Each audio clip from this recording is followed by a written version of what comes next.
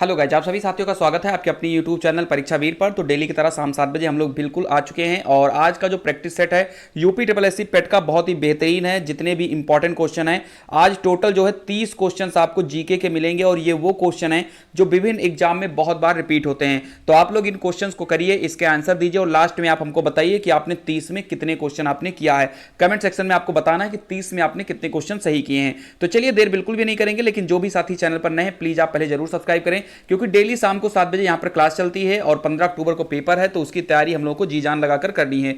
चलिए पहला क्वेश्चन आपके स्क्रीन पर आ चुका है। निम्नलिखित में से किस ग्रंथ से हमें भारत और इटली के बीच होने वाले व्यापार की जानकारी मिलती है? बड़ा ही जबरदस्त क्वेश्चन है और बार बार एग्जाम में पूछा जाता है। तो अगर आपको आंसर पता है तो आप लोग तुरंत जो है इसके बारे में हमें तुरंत बता दें। और जबरदस्त क्वेश्चन है और ये यूपी ट्रिपल एससी के प्रीवियस ईयर में आ चुका है क्वेश्चन। चलिए, तो इसकी जो राइट आंसर हो जाएगा वो हो जाएगा नेचुरल हिस्ट्री। नेचुरल हिस्ट्री जो है इससे भारत और इटली के बीच जो होने वाला व्यापार है उसके बारे में हमको जानकारी मिलती है। अगर ये कहा जाए कि नेचुरल हिस्ट्री के रचनाकार कौन है तो याद रखिएगा इनका नाम है प्लिनी। ठीक है, आधा पा लापर और छोटी मात्रा नापर बड़ी मात्रा, यानी प्लिनी जो है उन्होंने इसकी जो है रचना की थी। चलिए क्वेश्चन नंबर सेकंड पे आते हैं। निम्नलिखित में से कौन महमूद गजनवी के दरबार से संबंधित था? बताइए। बड़ा अच्छा क्वेश्चन है और उम्मीद है कि आपको पता भी होगा इसके बारे में। बहुत बढ़िया। चलिए जबरदस्त है यहां पर और इसका राइट आंसर मुझे पता है, आप सभी लोगों ने सही बताया है। डी ऑप्शन बिल्कुल करेक्ट है इसका।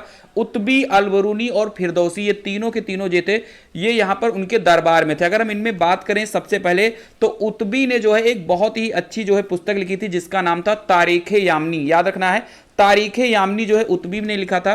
वहीं पर अगर हम बात करते हैं फिरदौसी ने शाहनामा लिखी थी और अलबरूनी ने किताबुल हिंद लिखी थी। तो इनकी रचनाएं भी आपको याद रखनी है। क्वेश्चन नंबर थर्ड पे आ जाते हैं। 20 जून 1756 को ब्लैक होल घटना निम्नलिखित में से किसके शासनकाल में घटित हुई थी?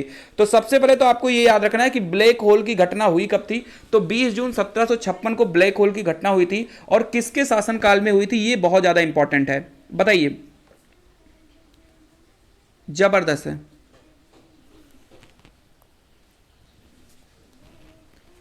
जबरदस्त है।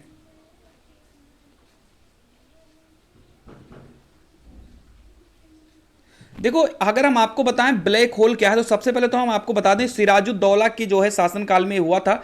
इसमें हुआ क्या था, मेन चीज मैं ब्लैक होल की अगर बात करूं तो इसमें जो है आप सिराजुद्दौला जो थे एक दस्तक था उसके दुरुपयोग से काफी ज्यादा नाराज थे उसको लेकर के। इसलिए इन्होंने क्या किया था, सिराजुद्दौला ने एक छोटे से कमरे में 146 अंग्रेजों को बंद कर दिया था। और वो कमरा इतना ज्यादा छोटा था कि अगले दिन जब उसको खोला गया तो सिर्फ 23 लोग ही जिंदा बचे और 123 लोग मर गए थे। ये चीज याद रखिएगा। इसी को जो है ब्लैक होल घटना बोलते हैं जो कि 1756 में नवाब सिराजुद्दौला के शासनकाल में हुआ था। यह चीज समझ लीजिए। इसमें घटना में क्या हुआ था कि नवाब सिराजुद्दौला ने एक छोटे से कमरे में 146 अंग्रेजों को बंद कर दिया था जिसमें से 123 लोग मर गए थे और मात्र 23 लोग बचे थे। इसी को जो है ब्लैक होल घटना के नाम से इसको जाना जाता है। ब्लैक होल यानी जिसको काल कोठरी आप कहते हो। ठीक है, ब्लैक होल को हिंदी में काल कोठरी कहा जाता है। चलिए क्वेश्चन नंबर 4। देखो भाई अगर समझ में आ रहा है क्वेश्चन प्लीज लाइक कर दीजिए। आपसे लाइक ही मांगा जा रहा है और कुछ नहीं मांगा जा रहा है। चलिए, सविनय अवज्ञा आंदोलन के रूप में महात्मा गांधी ने दांडी मार्च कब किया था? अच्छा क्वेश्चन है। चलिए क्वेश्चन नंबर 4। तो बिल्कुल आप लोगों ने इसका आंसर बता दिया होगा। तो अगर हम 4 की बात करते हैं तो इसका जो सीधा आंसर हो जाएगा 12 मार्च 1930 इसका बिल्कुल करेक्ट आंसर होगा। तो बिल्कुल जिन्होंने भी डी बताया है बिल्कुल सही है। अगला क्वेश्चन है क्वेश्चन नंबर 5। महावीर स्वामी का प्रथम शिष्य कौन था? चारवाक, जमाली, स्थूलभद्र या फिर भद्रभाव? अच्छा क्वेश्चन है भी। चलिए जबरदस्त क्वेश्चन है। चलिए तो अगर हम बात करते हैं यहां पर क्वेश्चन नंबर 5 की, इसके राइट आंसर की अगर हम बात करें बिल्कुल तो इसका जो राइट आंसर हो जाएगा वो जमाली हो जाएगा। अच्छा अगर पूछा जाए महावीर स्वामी और जमाली का रिश्ता क्या था तो जमाली जो था वो उनका दामाद था। किसका दामाद था? महावीर स्वामी का। महावीर स्वामी की पुत्री का नाम था, आप सभी लोगों को हम बता दें, इनकी पुत्री का नाम प्रिय दर्शना था और उन्हीं के पति थे जमाली। इसको आपको याद रखना है। चलिए क्वेश्चन नंबर 6 पर आते हैं। निम्नलिखित में से कौन से राष्ट्रीय नेता poverty and un British rule in India के लेखक है? ये बड़ा अच्छा क्वेश्चन और कई बार ये रिपीट हुआ है। अभी 1-2 दिन पहले भी प्रैक्टिस सेट में ये क्वेश्चन जो है आया था, मैंने करवाया भी इसको। Poverty and un British rule in India के लेखक कौन है? बताइए जल्दी से। चलिए, तो क्वेश्चन नंबर 6 की बात करें तो दादा भाई नौरोजी इसका बिल्कुल ही करेक्ट हो जाएगा। Poverty and un British rule in India, इसके लेखक दादा भाई नौरोजी थे। क्वेश्चन नंबर 7 पे आ जाइए। वर्ष 1904 में किसने क्रांतिकारियों की गोपनीय समिति के रूप में अभिनव भारत का आयोजन किया था? ये बहुत ही इजी क्वेश्चन है और बहुत ही ज्यादा इंपॉर्टेंट क्वेश्चन है, बहुत ज्यादा इंपॉर्टेंट है। जितना ज्यादा इजी है उतना ज्यादा इंपॉर्टेंट है। तो सबसे पहले तो आपको याद रखना है कि जो है अभिनव भारत का आयोजन कब हुआ था, तो 1904 में हुआ था। और क्वेश्चन नंबर 7 का सीधा आंसर हो जाएगा विनायक दामोदर सावरकर, यानी इन्होंने ही अभिनव भारत की शुरुआत की थी, यानी वीडी सावरकर इसका बिल्कुल ही करेक्ट आंसर हो जाएगा। क्वेश्चन नंबर 8 पे आ जाइए। रास बिहारी बोस द्वारा संगठित भारतीय स्वतंत्रता लीग किस संगठन का एक अग्रदूत था? बताइए, रास बिहारी बोस द्वारा संगठित भारतीय स्वतंत्रता लीग किस संगठन का एक अग्रदूत था? बताइए। भारतीय राष्ट्रीय कांग्रेस, भारतीय राष्ट्रीय फौज, भारतीय कम्युनिस्ट पार्टी या फिर मुस्लिम लीग? रास बिहारी बोस द्वारा संगठित भारतीय स्वतंत्रता लीग किस संगठन का एक अग्रदूत था? चलिए, क्वेश्चन नंबर 8 की हम बात करते हैं। बिल्कुल, तो अगर हम इसके राइट आंसर की बात करें तो आंसर नंबर बी हो जाएगा। भारतीय राष्ट्रीय फौज जो है उसकी जो संगठन थी वो रास बिहारी बोस के द्वारा की गई थी। ठीक है, भारतीय राष्ट्रीय फौज, ये चीज याद रखना है। और रास बिहारी बोस जो है 1942 में बैंकॉक में जो है इसकी भारतीय स्वतंत्रता लीग की स्थापना की थी इन्होंने। और 4 जुलाई 1943 को इंडियन इंडिपेंडेंस लीग की जो है स्थापना इन्होंने की थी। और उसके बाद में आजाद हिंद फौज की कमान जो है वो सुभाष चंद्र बोस को सौंप दी गई थी। याद रखना, अच्छा क्वेश्चन था। क्वेश्चन नंबर 9, अंग्रेजों के विरुद्ध खान अब्दुल गफ्फार खान द्वारा प्रारंभ किए गए आंदोलन का क्या नाम था?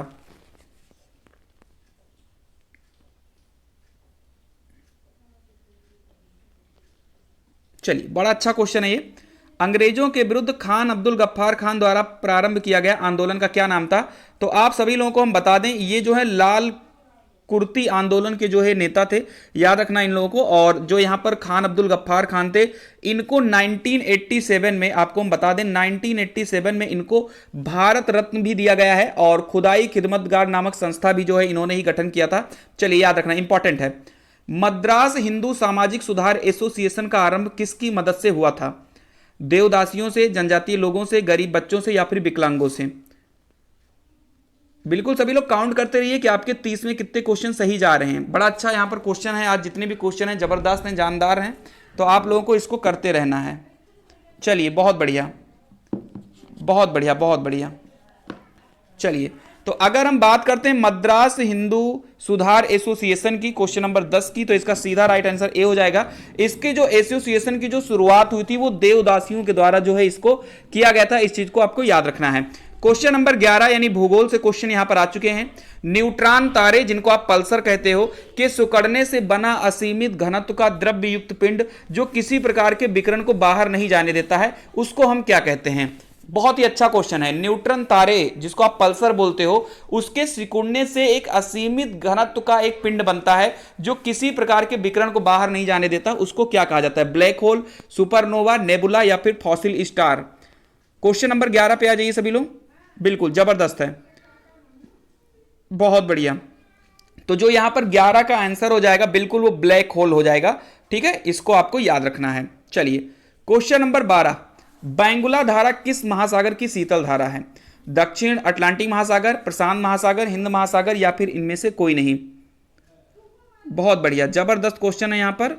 क्वेश्चन नंबर 12 की अगर हम बात करते हैं तो इसका जो राइट आंसर हो जाएगा वो ऑप्शन नंबर ए हो जाएगा। बैंगुला धारा जो है वो दक्षिण अटलांटिक महासागर की एक ठंडी धारा है, यह भी याद रखना आपको, ये एक ठंडी धारा है। क्वेश्चन नंबर 13, मशरूम चट्टान निम्नलिखित में से किससे संबंधित है? मरुस्थलीय स्थलाकृत से, हिमानी स्थलाकृत से, समुद्री तरंग स्थलाकृत से या फिर भूमिगत जल निर्मित स्थलाकृत से? क्वेश्चन नंबर 13 का आंसर दीजिए सभी लोग। बहुत बढ़िया क्वेश्चन है ये। पवन द्वारा मरुभूमि में खड़ी चट्टान, जिसको मशरूम चट्टान आप बोलते हो, निम्नलिखित में से किससे संबंधित है? तो 13 का जो राइट आंसर हो जाएगा, बिल्कुल आप सभी का आंसर कुछ लोगों का सही आ रहा है, कुछ लोगों का नहीं सही आ रहा है। तो इस मरुस्थलीय स्थलाकृति इसको हम लोग बोलते हैं, जो कि मशरूम चट्टान से संबंधित है। क्लियर है यहां तक? चलिए, इसको हम लोग छत्रक के नाम से भी जानते हैं। क्वेश्चन नंबर 14 जो कि बिल्कुल हलवा वाला क्वेश्चन आ गया आप सभी लोगों के लिए, गिर नेशनल पार्क कहां पर स्थित है? बिल्कुल हलवा क्वेश्चन है, जल्दी से बताइए 5 सेकंड के अंदर। बिल्कुल, तो जिन्होंने भी गुजरात बताया है बिल्कुल ही करेक्ट बताया है। चलिए क्वेश्चन नंबर 15 पे आ जाते हैं। निम्नलिखित में से कौन सा पर्वतीय दर्रा उत्तराखंड में स्थित नहीं है? लिपुलेख, सिपकिला, नीति, मुलिंगला, कौन सा दर्रा है जो उत्तराखंड में नहीं स्थित है? बड़ा ही अच्छा क्वेश्चन है, सभी लोगों का आंसर आना चाहिए इसमें। बिल्कुल किसी भी तरीके की यहां पर लापरवाही नहीं होनी चाहिए, याद रखिएगा। चलिए देखो यहां पर हम आपको बता दें, उत्तराखंड के 4 दर्रे बहुत ज्यादा जो है यहां पर इंपॉर्टेंट हैं। उसके लिए आपको ट्रिक याद रखना है उत्तराखंड के लिए। नीलिमा का मुंह, ये आपको ट्रिक याद रखना है। नी से हो जाएगा नीति दर्रा, ली से हो जाएगा लिपुलेख, मा से हो जाएगा माना, और मुंह से हो जाएगा मुलिंग। तो यहां पर नीति भी है, लिपुलेख भी है, मुलिंग भी है, ये तीनों आपके उत्तराखंड के हैं। जबकि सिपकिला जो है ये हिमाचल प्रदेश का दर्रा है। और हिमाचल प्रदेश में आप लोगों को 3 दर्रा बहुत इंपॉर्टेंट याद रखना है, एक सिपकिला दर्रा, एक बारालाचाला दर्रा और एक रोहतांग दर्रा। ये 3 दर्रा जो है आपके हिमाचल प्रदेश के मोस्ट इंपॉर्टेंट हैं। क्वेश्चन नंबर 16 पे आते हैं, इकोनॉमिक के क्वेश्चन है यहां पर। निम्नलिखित में से किसे मानव विकास सूचकांक में शामिल किया जाता है? वास्तविक प्रति व्यक्ति आय, जीवन प्रत्याशा, वयस्क साक्षरता, या फिर ये सभी? क्वेश्चन नंबर 16 पे आ जाइए। बहुत बढ़िया। मानव विकास सूचकांक में किसे शामिल किया जाता है? याद रखिएगा, देखो इकोनॉमिक के क्वेश्चन सीमित हैं। अगर आप इकोनॉमिक्स के आप 200 300 400 क्वेश्चन जो प्रीवियस ईयर में आए हैं, अगर आप उनको पढ़ लेते हो ना, तो फिर इकोनॉमिक्स के क्वेश्चन आप आराम से कर ले जाओगे, कोई दिक्कत वाली बात नहीं होने वाली है। चलिए क्वेश्चन नंबर 16 पे आते हैं, और इसका जो राइट आंसर हो जाएगा ये सभी हो जाएगा। जो आपका मानव विकास सूचकांक है उसमें वास्तविक प्रति व्यक्ति आय भी जोड़ी जाती है, जीवन प्रत्याशा भी जोड़ी जाती है, और वयस्क साक्षरता भी जोड़ी जाती है। तो तीनों इंपॉर्टेंट है। अगला आ जाइए, भारत में मौद्रिक नीति का निर्धारण कौन करता है? वित्त मंत्रालय, नीति आयोग, आरबीआई, या फिर सेबी? तो जो भी आपकी मॉनेटरी पॉलिसी, इसको अंग्रेजी में हम बोलते हैं, जो आपकी मौद्रिक नीति होती है, क्वेश्चन नंबर 17 इसका सीधा और राइट आंसर हो जाएगा रिजर्व बैंक ऑफ इंडिया। तो जो मॉनेटरी पॉलिसी होती है वो रिजर्व बैंक ऑफ इंडिया के द्वारा की जाती है। अगला क्वेश्चन है, निम्नलिखित में से प्रत्यक्ष कर कौन सा है, यानी डायरेक्ट टैक्स कौन सा है? Question number 18।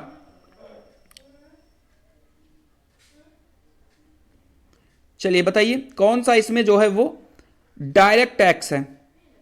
आबकारी कर, विक्रय कर, आयकर, उत्पाद कर। Question number 18। बिल्कुल, तो जिन्होंने भी यहां पर इनकम टैक्स बताया, आयकर बताया, उनका बिल्कुल करेक्ट है। देखो डायरेक्ट टैक्स वो होता है जो सीधे से ले लिया जाता है, कहीं उसको कहीं और नहीं कि उसको पहले राज्य सरकार देखेगी फिर कोई देखेगा। जो चीज सीधे ले लिया जाता है उसी को हम लोग जो है आयकर बोलते हैं, डायरेक्ट टैक्स बोलते हैं। ठीक है, निम्न में से कौन सी आयकर की गणना के लिए कुल आय में से कटौती नहीं है? क्वेश्चन नंबर 19 पे आइए। शिक्षा ऋण पर ब्याज, स्वास्थ्य बीमा प्रीमियम का भुगतान, आवास ऋण पर ब्याज भुगतान, व्यक्तिगत ऋण पर ब्याज। आयकर की गणना के लिए कुल आय में से कटौती नहीं है। Question number 19।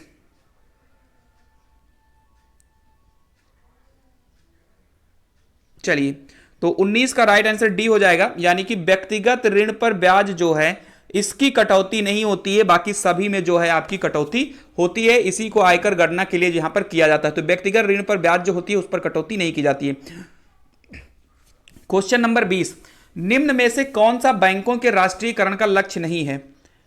क्वेश्चन नंबर 20 बताइए। शाखाओं का असीम विस्तार, बैंकिंग कारोबार का संकेंद्रण, ग्रामीण और प्राथमिकता वाले क्षेत्रों में प्रवेश, जमा राशियों की मात्रा में विस्तार। बताइए, जो नेशनलाइज होता है बैंक, उनका मेन उद्देश्य क्या नहीं होता है? चलिए, तो क्वेश्चन नंबर 20 का आंसर बी हो जाएगा, बैंकिंग कारोबार का संकेंद्रण नहीं होता है। शाखाओं का विस्तार ये तो होता ही होता है। ग्रामीण और प्राथमिक वाले क्षेत्रों में प्रवेश, भाई जाहिर सी बात है गांव गांव तक बैंक पहुंचाना, और जमा राशियों की मात्रा में विस्तार ये तो बिल्कुल होता है कि ज्यादा से ज्यादा लोग जो है बैंक में जमा करें, जिससे काला धन में रोक हो। चलिए क्वेश्चन नंबर 21, संविधान के क्वेश्चंस आ गए हैं। भारत में पंचायती राज की अनुशंसा के लिए बनी समिति के अध्यक्ष कौन थे? बहुत इजी क्वेश्चन है, और जिसने भी इस क्वेश्चन को गलत किया समझ लीजिए वो पिटेगा। क्वेश्चन नंबर 21 का आंसर दीजिए, बहुत ही इजी और बिल्कुल हलवा सा क्वेश्चन है ये। पंचायती राज का नाम आए तो सिर्फ एक ही नाम आपकी जुबान पर होना चाहिए, और वो जुबान कौन सी है, यानी उनका नाम क्या कौन सा है, जल्दी से बता दीजिए सभी लोग। चलिए, बहुत बढ़िया। अगर मैं आपको बात करूं तो 73वां संविधान संशोधन 1992 में, ठीक है, जो पंचायती राज था इसको एक संविधान में इसको एक दर्जा मिला। और पंचायती राज की अगर हम बात करते हैं तो 1957 ईस्वी में 1957 ईस्वी में बलवंत राय मेहता कमेटी की जो है समिति की अध्यक्षता में जो है ये बनी थी। इसको याद रखना है, जो समिति थी उसके अध्यक्ष थे बलवंत राय मेहता, और ये समिति कब बनी थी तो 1957 में बनी थी, और 1992 में इसको जो है संवैधानिक दर्जा दिया गया था। क्वेश्चन नंबर 22, भारतीय संविधान में संशोधन का प्रावधान किस अनुच्छेद में किया गया है? अनुच्छेद 338, 368, 381 या फिर 370? क्वेश्चन नंबर 22 का आंसर दीजिए। संविधान संशोधन, बहुत बढ़िया। तो आपको हम बता दें जो संविधान संशोधन है वो अनुच्छेद भाग जो है वो 20 है आपका, संविधान के भाग 20 में इसको दिया गया है। अगर हम आर्टिकल की बात करें तो अनुच्छेद 368, जिन्होंने भी 368 बताया बिल्कुल ही करेक्ट है। और अगर कहा जाए कि संविधान संशोधन की प्रक्रिया लिया कहां से गया है तो साउथ अफ्रीका यानी दक्षिण अफ्रीका से यह लिया गया है। चलिए क्लियर हो गए सारे पॉइंट, आगे बढ़ते हैं। मुख्य चुनाव आयुक्त को पद से हटाया जा सकता है कब? मंत्रिमंडल के प्रस्ताव द्वारा, संसद के दोनों सदनों के सदस्यों के 2/3 बहुमत द्वारा, राष्ट्रपति द्वारा या फिर सुप्रीम कोर्ट द्वारा? बताइए मुख्य चुनाव आयुक्त को कैसे आप हटा सकते हैं? जल्दी से आंसर दें, बिल्कुल भी यहां पर लापरवाही नहीं चलेगी, सभी लोग आंसर दें। और बिल्कुल बहुत बढ़िया, तो जिन्होंने भी बी बता दिया बिल्कुल करेक्ट है। संसद के दोनों सदनों के सदस्यों के 2/3 बहुमत द्वारा जो है मुख्य चुनाव आयुक्त को पद से हटाया जा सकता है। चलिए जबरदस्त है। क्वेश्चन नंबर 24, संविधान सभा द्वारा भारतीय संविधान को कब पारित किया गया? जबरदस्त क्वेश्चन है ये, बताइए। 26 जनवरी 1950, 26 नवंबर 1950, 26 नवंबर 1949 या फिर 14 अगस्त 1947? क्वेश्चन नंबर 24, बताइए पारित कब किया गया था? तो याद रखिएगा, या तो पारित करने की बात कभी भी आ जाए आपके एग्जाम में, या फिर अंगीकार की बात आ जाए कि संविधान को अंगीकार कब किया गया था, तो आपका सीधा आंसर हो जाएगा, और वो आंसर हो जाएगा बिल्कुल 26 नवंबर 1949 सही हो जाएगा। और लागू कब किया गया तो वो 26 जनवरी 1950 होगा, लेकिन पारित कब हुआ, अंगीकार कब हुआ, वो आपका 26 नवंबर 1949 हो जाएगा। क्वेश्चन नंबर 25, भारत की संसद द्वारा हिंदू विवाह अधिनियम कब लागू किया गया? जबरदस्त क्वेश्चन है ये, रट लेना इन सभी को। 25, हिंदू विवाह अधिनियम कब लागू किया गया? तो बिल्कुल 1955, जिन्होंने बताया 25 का बी उनका जबरदस्त तरीके से सही है, बिल्कुल सही आंसर है। बिल्कुल जो लोग नए जुड़े हैं आपको बता दें बिल्कुल डेली आपको शाम को 7 बजे जो है जुड़ जाना है, डेली शाम को 7 बजे। किसी से कुछ नहीं पूछना है, बस सब्सक्राइब कर दो चैनल को, नोटिफिकेशन बेल होगी उसको दबा दो, वहां पर ऑल का ऑप्शन आएगा ऑल कर दो, जिससे जैसे ही मैं यहां पर वीडियो डालूं फटाक से आपको पहुंच जाए, किसी से कुछ नहीं पूछना है। चलिए क्लोरोफाइसी के सदस्यों को प्रायः ... शैवाल कहते हैं, बताइए क्लोरोफाइसी के सदस्यों को प्रायः क्या कहते हैं? चलिए तो बिल्कुल उसको हरा शैवाल कहते हैं। भैया देखो एक बात बताओ, क्लोरोफाइसी लिखा है तो एकदम से बिल्कुल आपको क्लोरोफ्लोरो याद आ रहा होगा, या जो भी चीजें आपको याद आ रहा है तो इसको लिख लीजिए हरा। जो है हरा जो होता है, इसको हरा इसलिए कहते हैं क्योंकि ये अपना जो क्लोरोफिल, आपको पता है कि नहीं पता है, क्लोरोफिल के कारण जो है पत्तियां हरी होती है, ये भी आपको पता होगा, तो उसी में जो है हरा होता है क्लोरोफाइली शैवाल, क्योंकि ये अपना खाना खुद बनाता है। क्वेश्चन नंबर 27, उत्तल और अवतल दर्पण किसके उदाहरण हैं? समतल दर्पण के, गोलीय दर्पण के, उल्टा दर्पण के या फिर सीधा दर्पण के? बताइए।